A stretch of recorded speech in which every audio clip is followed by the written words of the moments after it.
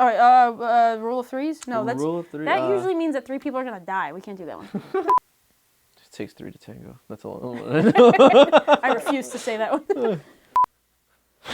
I see you in the fucking background. Yeah, my eyes have adjusted now, so you just look really creepy sitting there. It's like, I just see a blinker like.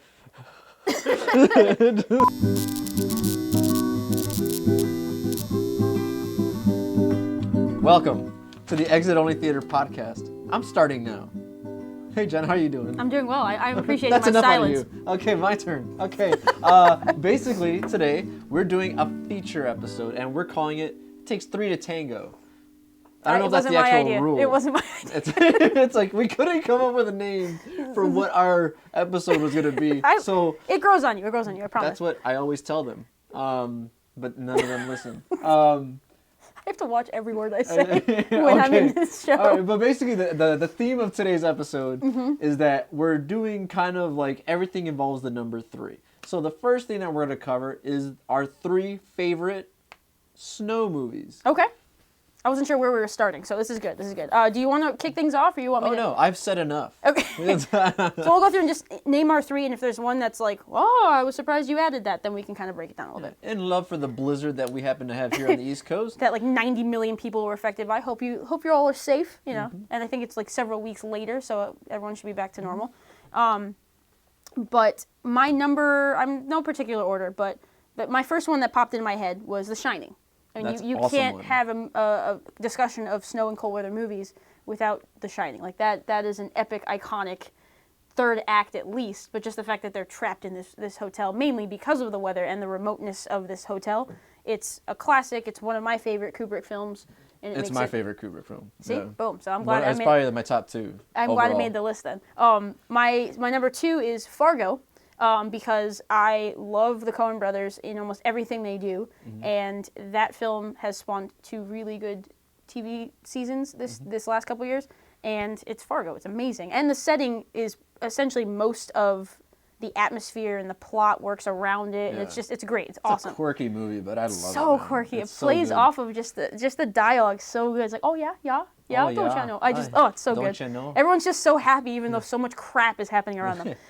And my third one is a personal favorite that I grew up with was Planes, Trains, and Automobiles. Nice. Because, very nice. And that the plot of the film is centered around the weather being shitty. So you wouldn't have the movie unless it was snowing. So that's my favorite, and R.I.P. John Candy. So. If you were to put one of them, like, would your number 1 be the number 1? Like The Shining be like your number 1 snow movie? It probably would be. Yeah, it's definitely like. I mean, when the snow was happening, I didn't end up watching it, but I feel like theoretically, if I was just home alone and didn't have people over or whatever, that would be the first thing I popped in. Yeah, because like for me, usually when I watch like when it's snowing like crazy, I want to watch something that's like, hey, something that like feels like how I'm feeling. Yeah. So like when it's summer, I want to watch Baywatch because that's so my life story. So you have like the VHS tapes of all the seasons just stacked in order. I digitized every single one. The Hoff, I can't get enough. But no, in all seriousness, my 3 favorite snow movies. There's a couple that are actually more recent. I wanted to see if I could bring it back to today, something that people that aren't necessarily the biggest film fans would. Hey, I remember that movie. Okay, cool. Number 1 is probably one of my maybe top 6 favorite films. Don't know why I threw 6 in there. It's probably number 4. He's qualifying it just a little bit. But it's The Thing. John Carpenter's The Thing. I'm glad you put that out there. It's one of my favorites. I'm glad you reminded me earlier. I'm like, hey, we're doing a best snow movies. You could use something like The Thing. And I'm like, He got very quiet and didn't say anything. I just saw him scribbling. I'm like, all right, that's covered. To be honest, I've never actually gotten all the way through The Thing because it terrifies me. Like, I will watch it in the right setting. It's dark, it's cold. I'll put it in, and I will get like 30 minutes into the movie, and I will freak out, and then turn it off, and then I can't keep watching it. It's one of my favorite movies ever. It's very well paced. The score by Ennio Morricone is awesome. Oh yeah, I forgot about that. This is when John Carpenter, like one of his last really good movies. And he knocked it out of the park. He did. He was so good. I miss good John Carpenter. He did so well. I haven't finished it yet. So. Yeah, but and then Kurt Russell being the first time he was in the snow, and then he returned for The Hateful Eight. Should have stayed away from the snow. But it was awesome. Number 2 is The Gray with Liam Neeson. Nice. It was. When I was googling, I was like, there was a picture of like Liam Neeson. I'm like, oh, that guy. And I'm like, yeah. It's a really it's one of those movies where like it's not like crazy. There's not a lot of crazy subtext or anything like that. But it's one of those where like the ensemble cast is so good and nail their parts so good that that's all you need. That's all you need I'm to care glad you about. said, because I hadn't watched it. I didn't know if it just didn't appeal to me, if it wasn't a genre film that I would have thought that I'd care about. Yeah. But everyone who's seen it in the last few years has loved it, so I should give it a chance. It's one of those movies that every person is so well like. It feels like they're like you feel like you're there with them. Every actor is like a B-level actor besides Liam Neeson, but everybody's amazing. James Badge Dale, like Everyone's trying harder, which is kind of fun to watch. James Badge Dale, who can't catch a break for being in a good movie, but you'll recognize him from being like the guy with the shaved head from Iron Man 3. Okay. He's in 13 Hours now with a beard. You'll recognize him in this movie because he has a beard. Yeah, he's in The Walk too, I think. He was in The Walk as well. And there are actors like that. Frank Grillo, who was in Captain America, he was like the guy that gets beat up in the elevator. He's he's on a show Kingdom that's really good on I think it's only on DirecTV right now, but it's really good. He's awesome in it. But yeah, there's a lot of little actors that you like, not big time actors that you see there, but each one just brings it. That's cool. And it's awesome. And they're just trapped. And it's one of my favorite snow movies and movies just in general. The last one I have is it was kind of a tie, but I'm gonna go with one. Okay. It's Hannah. Oh, nice. Hannah. No one talks about that movie. Yeah, Saoirse Ronan, I think Saoirse? I don't know her name. She's nominated. But she's nominated for Best Actress for Uh-huh. Brooklyn this year. And this movie was the first real movie that I saw how talented she was. Yeah, she was a She badass is in awesome. this movie. Eric Bana's in the movie. It's about this girl I who's forgot Eric kept in Bana. like secluded from society, but they're preparing for this one moment where baby mama decides to come back and take her away, and she just kills her. It's so It's awesome. intense. It's unlike any movie I'd really seen up until that point. It's just kind of a weird It's really movie. underrated. It's too bad that it didn't get a lot of love because it's an awesome movie. We have that movie. We Yeah. bought it immediately after it Kate came out. Blanchett's in it. It's terrific. really good in Like it. it's for like we're talking about like the year of the best year for females in film this past year, Yeah. at least one of them. And this movie is the exact. It would have fit perfectly. It would have in fit perfectly in 2015. here. Yeah, for because sure. it's not about just generic. It's anything. And the Kate Blanchett's a villain, She's really good in and it. she has red hair, which is awesome for me. I love redheads. I'm sorry. Super superficial. But we're gonna move on from now. All right, what's our next category? The next one is did we want to go with the erase or did we want to go with the dinner? Let's go with the comedic dinner. Okay, all right. So the next topic, I see how organized How we are. intriguing. The next one that we have is we have to pick 3 comedic actors that we would want to share a drink, meal, Hanukkah with. Who knows? Anything you want to do. Yeah. So what are I think I'll start because I'd like to start go for this it, one. go for it. Okay, so the 3 actors that I would love to just go out with, and it'd be just all at once. It wouldn't be individual meetups. 'Cause Okay. that'd be kind of creepy. Yeah. It's like I scheduled gotta you for go now. Tuesday, okay? But no, my number one, not necessarily number one, but my first one is Robert Downey Jr. Oh, that's a good one. Robert Downey Jr. not on my for list, I me feel is one of bad. those guys where, Pick his brain would be hilarious. he's one of those guys where everything he does is improvisational. Yeah. So I feel like discussion would be easy. It'd be fun. We could talk about anything. Like, dude, what was it like in Iron Man? Oh, dude, what was it like on Kiss Kiss Bang Bang? That's Dude, you gotta what I tell me would love about to pick Tropic his brain Thunder. about. Like, how much Yeah. say did you say in creating the character? And then after that, we would just talk about whatever the hell we wanted. And He's be lived like 3 lives too, so I can only imagine what stories he has to tell. His career is as fascinating as his life. Yeah, for So sure. I think he's one of those guys where I just would have a blast with. The other one, I'm jealous so far of your choices. the other one is Timothy Dalton, former James Bond, who's now more known for his appearance in Edgar Wright movies, Yeah, such buddy. as Hot Fuzz and So World's good. End. Slasher. And the reason I call him a comedic actor because he was also on comedic shows like Chuck. That Sean. I have yet to. I'm so bad. I haven't watched that yet. You would enjoy that. Okay, yeah. It's super geeky, but it would be awesome Timothy right Dalton's now. in it. I have to watch it Timothy now. Dalton is awesome. He's also a villain there, going back to his days and from like the Rocketeer and all that stuff. So good. But Timothy Dalton's one of those guys where I'm a big fan of people who play with language, not so much with like and how they use it. Like for instance, like his accent, like he knows he's like really proper English, very old school Shakespearean actor, but he knows that if he were to do like read a line of dialogue, like for instance, if it said, why did the chicken cross the road? Because whatever the hell the answer Yeah, is. yeah. And it's like, if he said it's like, why did the chicken cross the road? becomes Or it's an like, existential discussion. Yeah, it's just like, oh God, I don't know Well, how I why feel did about that. But he knows how to use that. He does that in Hot Fuzz. Yes. And he does that in Everything World's he End. says has subtext, which is And so good. he has that look where you're just like, I love this guy. Yeah. I feel like, and I don't even know what we would talk about. I'd be like, hey man, I wrote down just like, here's a page from the Bible. Can you please just read it? And he Like, almost, on top of that, he has such an iconic face. He doesn't even have to say anything for him to either be terrifying or hilarious, depending on how he moves his eyebrows. Yeah, and it's like, awesome. And like in Chuck, in the show Chuck, when he finally appears, I think it's like in season 3. Like he's playing charades, and he's just like they're like, and like the character's Chuck's trying to throw him off and buy time, and he's like, what am I, Charles? And he's just like, I don't know, a rabbit. You're wrong again, Charles. And I'm like, I love this guy. I just want to give whoever wrote that script a hug. Just be like, I'm having Timothy Dalton do Oh my God, he's charades. awesome. That is good. That's a good my one. last one, it took a while because I wanted to do so. I didn't want to pick just another guy or anything like that. I don't I'm know how you like, top the first two. yeah, because like I think Julie Louis-Dreyfus would be She would awesome. be awesome to talk I to. would just I love her in Veep. She was awesome in Seinfeld. She's awesome in amazing. everything she does. And I think I would just like, one, I find her attractive still, so that would be one reason why I would take she's her a out. classy lady.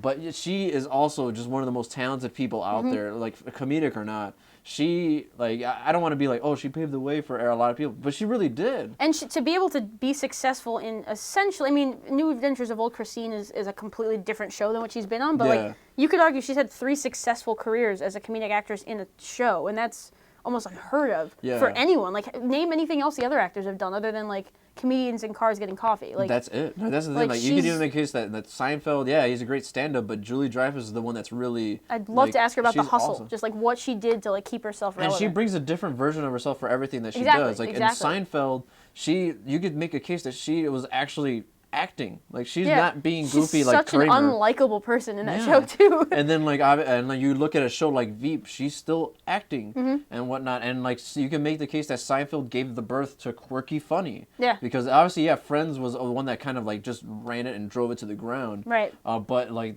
Seinfeld was one that used that very perfectly, and she was a part of that. You wouldn't have Broad City, you wouldn't have even Transparent, the characters in that show, you wouldn't Yeah. have that without Seinfeld, and she was a huge part of that. She's awesome. I love her, and those are the 3 people that I would love to have That's- anything with. I don't know how I'm going to top that. Well, okay, so I'll just give mine and short reasons for Sorry each. I took so long. No, those were great answers.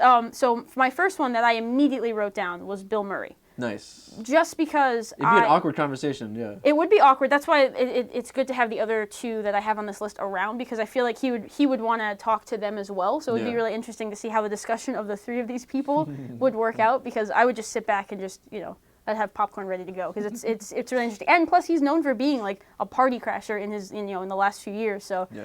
I feel like he'd be down to go grab a drink at some random speakeasy and see what happens from there. So Bill Murray, obviously, I'd love to talk to him about his movies in the 80s and just how he's transitioned to some serious roles but still been, quirky and comedic at the same time. So love to ask him about it. The second person I was thinking of is no longer with us, but it kind of fits to the Robert Downey Jr. thing a little Yeah. bit, because Robert Downey Jr. portrayed him in a biopic. Ooh, okay. I know Charlie that. Chaplin. Yeah. He is one of my favorite comedic actors, one of my favorite directors, one of my favorite he's what he did in film with the time period that he was in and the topics he chose to discuss. People thought he was just the tramp, and he really wasn't. Like, there are films he did, The Great Dictator, there's other things he did that were just so good and so ahead of their time that he was actually almost blacklisted for years because of it. So I would just love to sit him down and talk to him about what it was like to just be the smartest guy in the room and make films that would nowadays work. Like, I feel like Kubrick would love to have made some Charlie Chaplin Man. films. A lot of those silent era actors were taken for granted because you see them and you're like, oh, they're being all campy Oh, it's and easy. stupid. Yeah, exactly. No, but guys like Buster Keaton were just It's left a to toss-up. die. I grew up with yeah. Charlie Chaplin, but Buster Keaton's the same way, and the physical comedy that both of them had back then, it's not topped. It's impossible to do what they did now. No. So having these 2 in the room, third person arrives. It's Tina Fey. Tina Fey, since 2006, since my formative years in high school, I've said I basically want her career with less on-screen time, which is ironic that I'm staring at a camera now. But I love her writing style. I love what she has to say culturally within the writing style, but also she seems down for stuff. Like, to be on SNL and do Sarah Palin when she hasn't been on SNL in almost a decade it just speaks to her, like, knowing who her friends are, knowing where she came from, and she's such a good writer. Unbreakable Kimmy Schmidt is like one of my favorite comedies right now. Yeah. And for NBC to pass on it, shame on you guys. So good job Netflix for picking it up.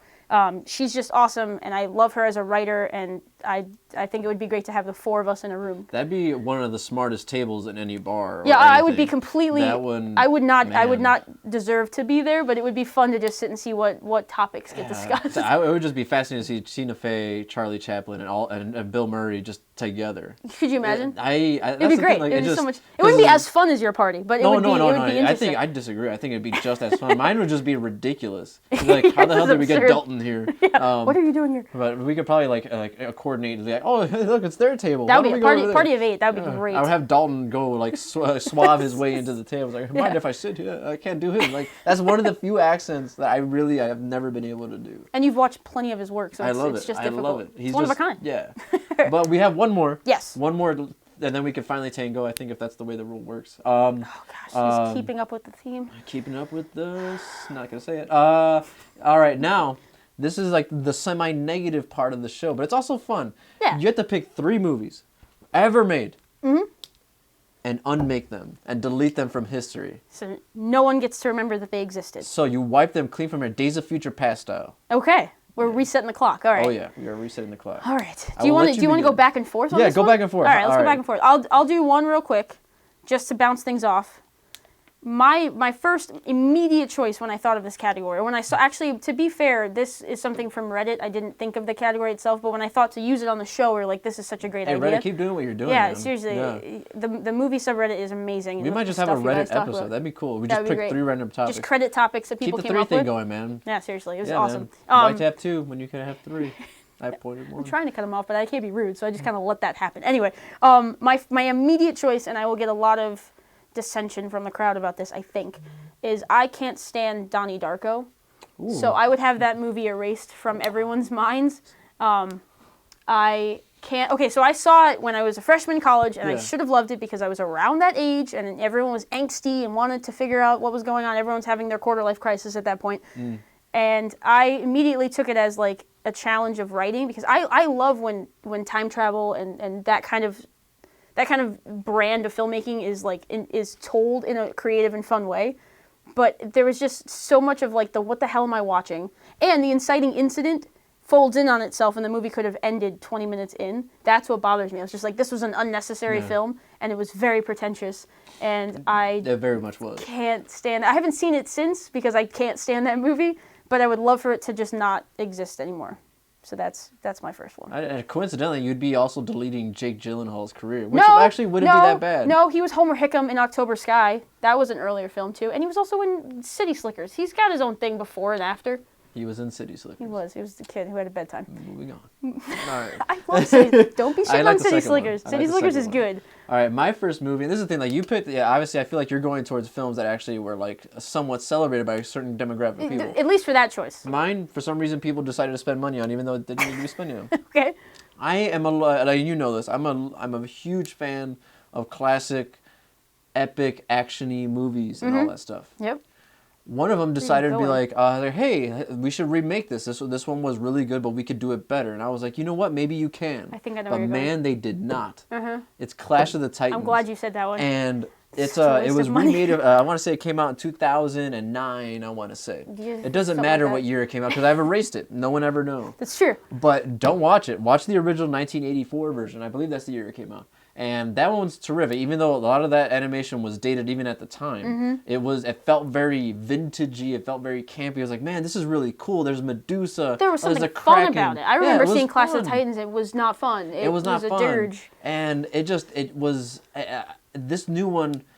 I remember convincing all my friends, like, dude, this is gonna be awesome. This old movie was awesome. They're gonna only like they can't mess it up. Yeah, Liam It's Neeson. a- Wasn't Ray Fiennes in like Ray everyone? Fiennes, Liam There's so Neeson. many good people in this There movie. was a How do you lot of great screw it talent. up? That Mads Mikkelsen, and then all of a sudden we're watching the movie, and I'm just like, oh, This is getting worse. oh no, they really did that. Yeah, It was nothing one of really the worst happens. experience. Nothing really happens. The story didn't make sense.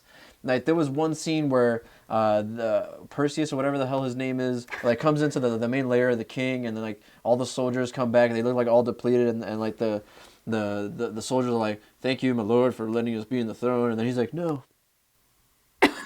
Thank Did he you. Zoolander? And I'm like, what the I feel like if you just pursed your lips a little bit, you were Zoolander. it made That's no so sense bad. to make this movie. They That's looked like so they were just bad. like, we'll put anything out there. And I always like, Yeah. in the car ride over here, coincidentally, I was running, I'm like, there's no such thing as a bad movie. People actually care. There's like DPs that care. And I'm like, no, this one no one cared. People mailed it in. This one we're just like, all right, mailed guys, it let's in. collect that check and let's go I out. cared. Shut up. Shut up. I was wondering how long he was Shut going to up. hold his tongue. You don't honestly. get to talk today. I don't think it gets any better for you, by the way. No. Oh. What's your number 2? My number 2 is Jurassic Park 3. Because Alan. that right there, his impression of the Velociraptor in the dream sequence against Alan Grant in a plane, it's as ridiculous as it sounds. I would rather spend an entire movie in San Diego with a T-Rex than deal with that.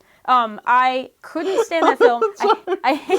That's what happens. You watch it, you can't keep a straight face. I feel so bad for Sam Neill in that sequence because he's like such a career-defining goal. Alan. That's it. It's like a weird zoom in. You're like, what is happening? So just do it. That's my raptor. Alan. That's that's exactly what happened. They just had this some technician with a puppet in a friggin' plane yelling at Alan. It was terrible. Having Taya Leone running around wasting William H. Macy's talent as an actor. That was his prime too. It was such a stupid movie. Joe Johnston directed, right? I think. Yeah. Steven Spielberg should have known what was going on as it was going on because there's just so much wrong with this movie, and it's upsetting because I apologize for The Lost World because I, as a kid, loved that movie, as flawed as it was and as oddly dark as it was. Yeah. And Jurassic Park is clearly my favorite movie of all time. So for me, being 11, 12 years old, and the Jurassic Park 3 was the first one I got to see in theaters, I got to see that, and I never forgave Joe Johnston for it. So that one needs to disappear. We can keep Jurassic World. I don't mind that movie as much. But Jurassic Park 3 needs to go away. So Yeah, Jurassic Park 3 definitely could delete that one. My number so 2 bad. So bad. is Tim Burton's Alice in Wonderland. Ah, that movie's It's so confusing. It's the thing was, it was confusing because I'm not even going to couldn't try pay to get attention. I'm not going to try to get philosophical or anything. It Yeah. just didn't make sense. Yeah, no. Like, you had Anne Hathaway as the White Queen, and I'm just like, well, Okay. why are you here? What's your role again? You're like, And then- is this the real Alice? Is this a Yeah. different And I'm Alice? like, Johnny Depp, like, I don't see why you needed to be the Mad Hatter. You mean Johnny Depp as Elijah Wood with Carrot Top's hair? That's what Yeah. it felt like the whole time. It just like, I'm like, I don't understand what's going on here. I felt like they were just like, all right, Johnny Depp, do whatever you want to do. Yeah. In a and then green screen room the entire time. I'm not a fan of the actress that was picked for Mia Mia Wasikowska. yeah. She has put in good performances elsewhere. I just didn't like her in that. I'm not a fan of like the way she acts, just because she seems very just so dialed down. There's almost really she emotes nothing. Yeah. Like, she'd be a great Terminator. But if they wanted to she's do good in that. period pieces. So that's Yeah, what they use her it's for like a lot Keira of the Knightley. time. It's like the second you make a Pride and Prejudice movie, it's like, all right, Keira Knightley's not available. Damn it. All right. Yeah. Now it seems like you get Lily James, which is okay for me. But this movie overall just did not make sense. It was stupid. It looked so CGI that I just was like, it Takes you turned out me of it. off. It turned me off. I almost fell asleep in theaters, and I never fall asleep in movie It theaters. just, it was, there's really nothing to it. I hated the movie. Like, Tim Burton fell off after Charlie and the Chocolate Factory, and I can't. I mean, Sweeney Todd. I like Sweeney Todd. Sweeney Todd was great, he's- but that was like the one he's exception been in the moving last downward. like 15 years. Yep. Like Sleepy Hollow, and then like Sweeney Todd finally, Yeah. Well, no, Sweeney Todd was actually really good, but Yeah, like yeah. everything else has just been like, man, what do you, like whatever you were taking in the 80s and 90s, can you take that again, please? Can we have character development, please? Yeah. Yeah, I'm glad that you put that because it didn't fit into my list because I already had a bit of a beef with other ones that had to Yeah. go first. But that's a rough one. Yeah. I'm gonna go with my final pick. Yeah. It's similar to Jurassic Park 3 in that it sort of ruins previous films within the franchise for me a little I bit. think I know where you're going.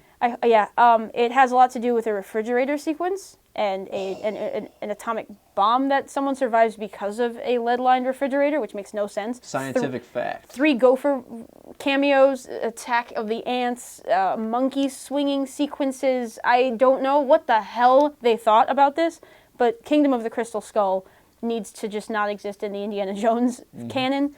I want that to just remain a trilogy. Don't develop anything else. I don't want to see it unless it's all practical effects and you can reverse the clock 20 years for Harrison Ford because it's just not fun when they make all these old jokes all the time. Like, it ruins your childhood a little bit. So that movie, and I know it's mostly George Lucas's fault. I'm looking right at you. But Steven, you should have known better. So I'm taking that one as my number that's one. that's a really good one. It's because it's such a So there's infuriating. always there's this saying that's like look, you could remake a movie or make another one, but you'll always have the originals. I'm like, that's not really true, because technically the last two Matrix movies really ruined the first one. They really Even though I did. really liked the second one, but it's just like it had nothing to do with the first one. Yeah. You go, and same case with this one. It's like that last Indiana Jones, you're just like, were the other ones as good as I remember? All of a sudden you start questioning No, stuff. it's true. And they You're come in a just- package, too. You can't just buy the 3 unless you're looking on, like, eBay or Amazon. Like, so for it's- instance, like old Indiana Jones, like you figure sooner or later he'd buy some different clothes, or maybe a new hat, maybe upgrade the whip,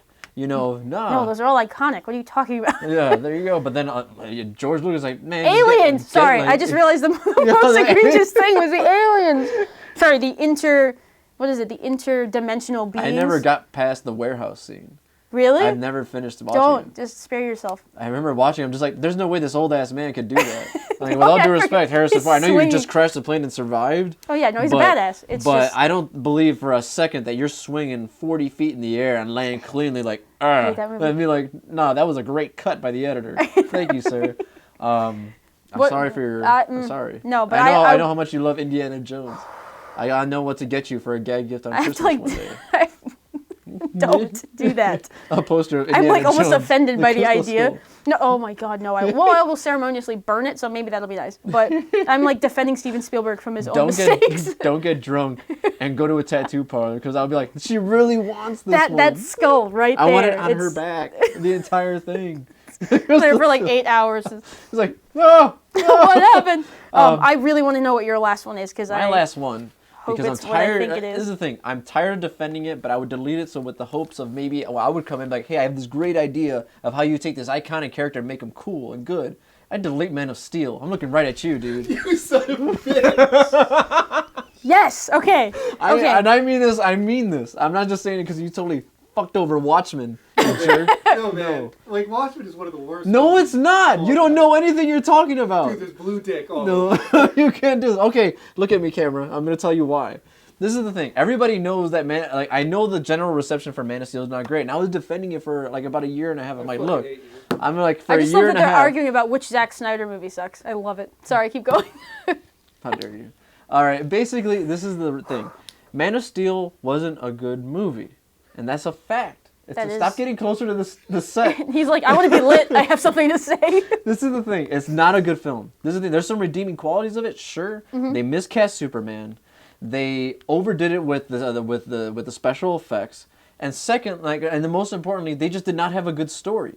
They did not have a good story. They were not ready. I know Chris Nolan and David Goyer were like, hey, we had this interesting idea, Yep. but we don't want to make it, and there's a reason for it. And because it wasn't ready. But Mm-hmm. of course, Warner Brothers saw it was like, hey, wait a second, maybe we could build a universe. Marvel's doing the universe. Why don't we do this? It's like, no, no. Slow down on the coffee and No. develop your story, please. Yeah, develop your story. I always tell you guys, I'm like, obviously hindsight's 2020. If I were doing Man of Steel, Mm-hmm. I would have told the entire film from the perspective of Lois Lane, because we're not alien. We can't understand what Superman's going through. He's almost a godlike figure. Play that up. If you do the Yeah. entire movie the way Lois Lane's sequence was, where she was writing a story, investigating, almost like checking the aftermath of every little thing, and then towards the climax, you could do a handoff where once she finds him and realizes that this guy's here to protect us, you could hand off and say, Very okay, Sicario-esque. it's very Yeah, Sicario-like. I like that. So that's the thing. That would have made a great movie. You're welcome, Hollywood. But no, you didn't. It al- You went ahead and you cast this guy. God bless you, man. But you can't act. Like, you look good. You're buff as fuck. But no. How dare you? Like, you don't emote anything. And it was disappointing because it's like, Superman deserves more. Yeah, it's a cheesy character. He's the Boy Scout. But Christopher Reeve, Richard Donner's take on the first Superman movie, his cut, was outstanding. It still is outstanding. Yeah, you get past the whackness of Gene Hackman's of Lex Luthor and whatever. But from the perspective of Superman, it's a terrific movie. John Williams' score doesn't hurt. Yeah, that one's I told you before. Like, that's probably Yeah. my favorite John Williams score. I was surprised by that because Yeah. it gets lost sometimes. Yeah, you know? because and I mean this wholeheartedly. Like, if I had a theme song, if I were walking into a fight and I was like, It what would be- song should I get? I'm like, it's not to intimidate the other guy. It's to get Pump me you up, motivated. yeah. I'm like, I I'm want gonna a whoop this fanfare. guy's ass, and I'm gonna go like this afterwards. Ha ha! But no. People are gonna be like, "That was Peter Pan. What are you doing?" No, it's like, no, but that's how I feel. Man of Steel is one of the great disappointments of my life. I'm not just saying that because I That's remember walking out of that theater and just thinking, huge. I just thought, I'm like, I wanted that to be good. Yeah. And it wasn't. And every time the only reason I defend is because of Batman v Superman. I was like, well, there were some things that they were hinting at. No, they weren't. That's us digging at it. Yeah, no, it's true. I'm Us digging at it, Sean. he's just quiet. I'm like Trying to hold my I'm- steady. I'm like worried how quiet he is about it because this has been a conversation in our like friend circle for almost a year now. So I'm kind of curious, like, do you have any argument in favor of it, or are you just gonna just fume? And for don't a say, while? oh, because it's badass. It's totally okay if I we- dare if- you to defend the movie. It is badass. No, say anything I else actually besides love all Batman. the special effects. I know people rip on that all the time. I actually can't stand when people rip on special effects. I think it's a preference thing. Well, and you have to have them in a superhero movie. I know Mm-hmm. there's a subtle way to do it in like with Mad Max and all, but like I think it's more like if you're the destruction and the effects of what Superman does need to be and that's gonna be computer generated, addressed in the right? next movie, Exactly. supposedly. And that's the biggest defense of the Exactly. movie. And that's what gets me mad because like you as a film, you have to be able to rely in the world that you created for that film. But he's not even really Superman yet. He literally put on the cape like a week ago. Yeah, and No, then, that's all of a true, too. sudden, War. and all of a sudden he defeated somebody who was trained fighting for his entire life. Which is I also like kind of that. ridiculous. But I mean, like it's better than having a dude walk around naked with a blue wiener half the whole movie. That movie actually had a story though. It That's did, why it 'cause was I so wasn't good. paying attention Watchmen. to it. Obviously, God, that was the only time I ever literally thought about walking out of a theater. he's It was basically so ripping. bad. This is the thing. The reason there's a hatred So between bad. us right now is because I win in this I argument, defend Watchmen. I think Watchmen is a terrific film, one of the great, not only great just just the genre movies, but I think it's one of the best superhero movies right next to The Dark Knight. Mm. It gets missed because a lot of people didn't go see it. And the reason a lot of people don't see it because it's very long and the dialogue. It's not a More than superhero one movie. thing that's very long. Oh Lord. This guy. And basically, Take it's it like back. this is the Take thing. his I'm gonna mic go ahead away. and recommend you if you haven't seen Watchmen, and you can get past and are an adult, watch Watchmen. It's one of the great delights that I've had in the last it's a 15 good rated years. R film. My problem with Man of Steel is a few things: the Twister sequence, I mean, that's Talk to the hand, Clark. it's a horrible way to kill off a I character. agree. Amy Adams conveniently being in situations for no reason, like we're gonna take her on this ship because we need her to help move the plot along for something. Like it was like a weird way to put her in important moments. That's what she's like in comics too. Right, but if you had done it the way that he had said, like if you made Amy Adams' point of view matter from the beginning, I would have cared. And then to suggest that the destruction matters in the next film, but then say that like Superman was conflicted with killing one character at the end of the first film, they're opposed to each other. You can't have all this destruction and him not recognize that and then be like so torn at the end of the film. And I'm not looking at the camera, I'm looking at Sean because I've been trying to say this to him for like a year. You can't have I'm gonna turn everything off. two different scenarios. I know. I'm like, not allowed I'm back writing in a his fine house line again. because all of this is stuff, all all of the this stuff is that I his. brought is now gone. Yeah, It's he's not- it's keeping not- everything. We're never gonna have an episode again. But Yeah. that's what I say is like it's superficially fun to watch, but the themes that Zack Snyder thinks he's hinting at are not executed well, and that's my problem. That's why 50% of the people like it and 50% of the people hate it. I will say this about Man of Steel: it did have some of the best trailers I've ever seen. Oh, they're so They good. did that first trailer with him, with Jor-El, With the Russell Gladiator Crowe, music and it was just like they stole. I'm just like, this is beautiful. And then all of a sudden you get to the movie, you're like, they didn't do any of that. Yeah. Why? Sure.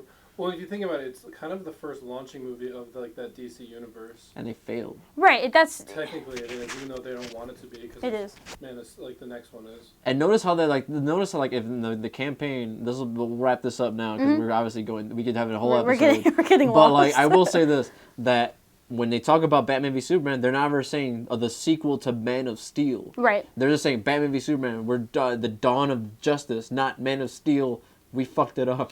No, it's true. But it is carrying the consequences of the end of the first film, which is interesting. If you would have told it from Lois Lane's perspective, you have an amazing film. Yeah. And you can still do what you're doing with Batman v Superman because you officially handed off to Superman. But no. Nope, hadn't thought that through. And they had Amy Adams, who's super talented. Like, it's not like they had some random pretty face. Like, she's pretty and talented. Yeah, they treated her like another pretty face, unfortunately. Yeah, it's frustrating. Man. And she's But- a redhead. That's too So I bad. think two of the three of us are in agreement that they should just have an opportunity to redo that movie because there's so much there that they didn't execute. But You're damn right, Sean.